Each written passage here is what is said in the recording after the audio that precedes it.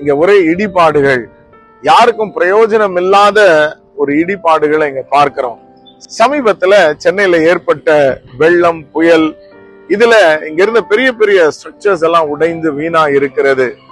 எதிர்பாராத ஒரு திருப்பம். இதை பார்க்கும் பொழுது நம்ம வாழ்க்கையில கூட எதிர்பாராத திருப்பங்கள், சூழ்நிலைகள், அதனாலே ஒரு பெரிய இழப்பு, ஒரு வேதனை, ஒரு கவலைக்குள்ள நீங்க இருக்கலாம். ஆனால் இன்றைக்கு உங்களுக்கு நான் சொல்ல விரும்புகிறேன், கர்த்தர் திரும்ப கட்டுதலின் தேவன். God is a restorer.